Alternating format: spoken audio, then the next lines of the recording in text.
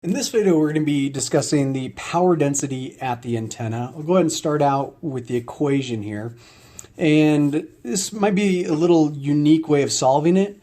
I'm going to go through it normal, and then at the end, I'm going to show you a way that we can kind of combine a few things to potentially make this easier for you.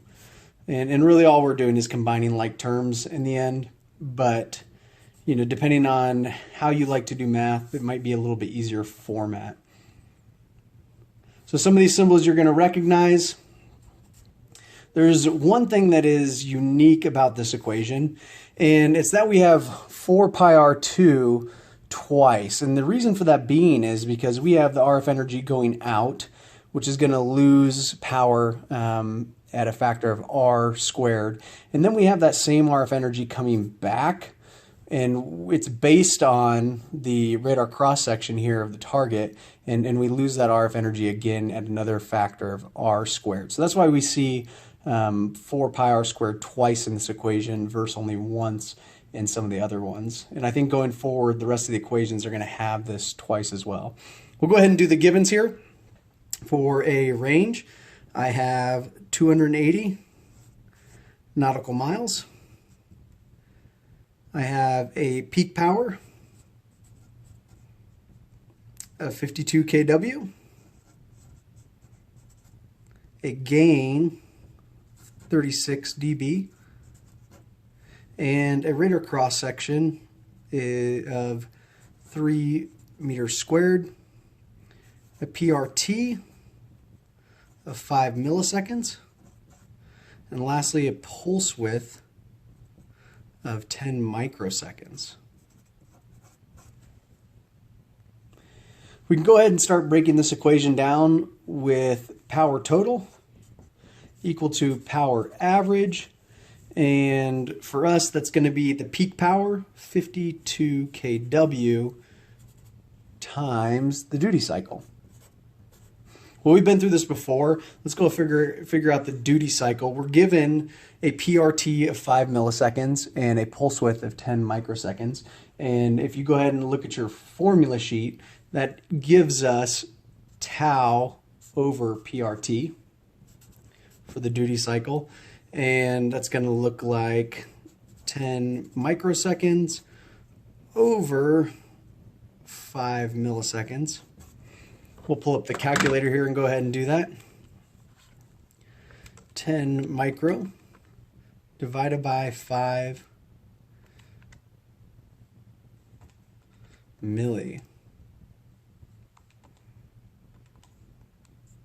So we have 0.02 or 0.002 for our duty cycle times our 52 kW. And this is going to give us our power average. So I'll go ahead and just enter times 52 kW. 104. So we have a power total of 104 watts times the next thing we're going to be doing, that's this right here, is the gain. We know by now that gain can't simply just be in dB. We got to convert it to a power factor. So let's go ahead and bust out our formula sheets. And we'll look on here. We can see that a power factor is down here, anti-log dB over 10. So for us, that's going to be power factor equals anti-log a dB of 36 over 10. We can pull out our calculator. Anti-log 36 divided by 10, 3,981.07, 3981.07.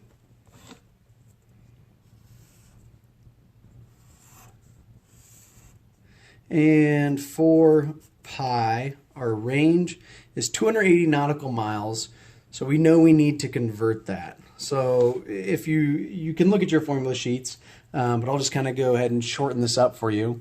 280 nautical miles to meters is multiplied by 1852. So let's take 280 times 1852. Once again, you can look at your conversion sheet to confirm that if you want. We're going to have a distance of 518.56 K.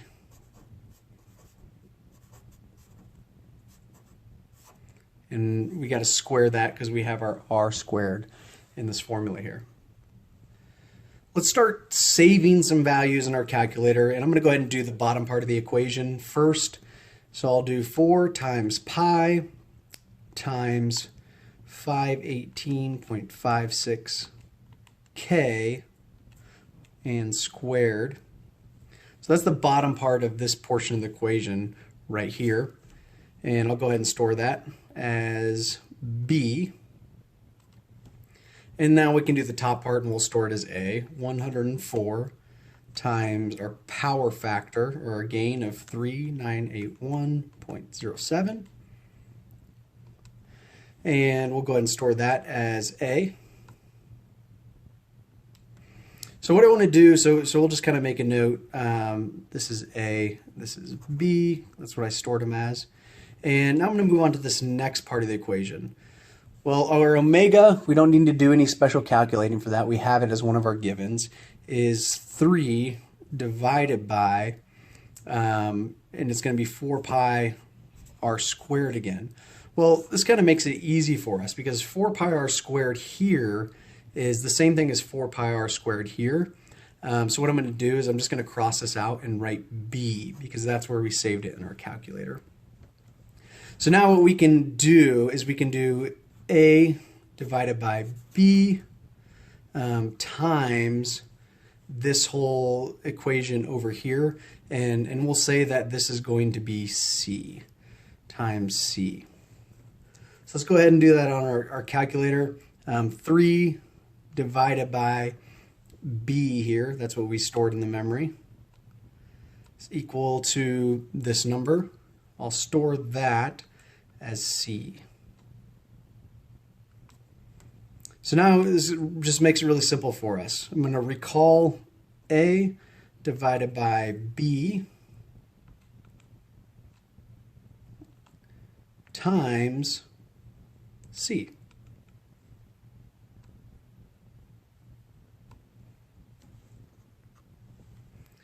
And here's our answer, 108.78, if we round that up, times 10 to the negative 21. 10 to the negative 21 is zeptowatts. So I'll write 108.78 zeptowatts. And once again, you know, we gotta make sure that we get the unit of measure correct. This is a power density. So it's always going to be watts per meter squared.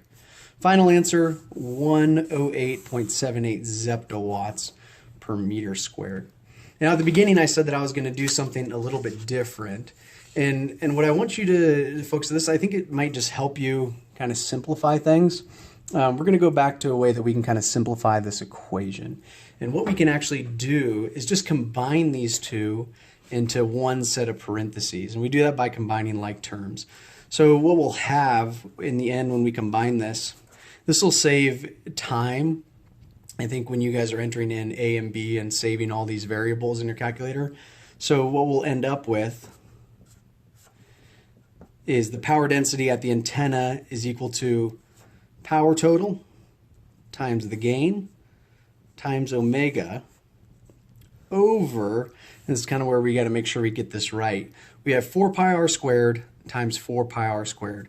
And what that gives us is 16 pi squared r to the 4th. So we could go ahead and, if we wanted to, we could do 16 pi squared in the calculator times r to the 4th, and we would get the same answer.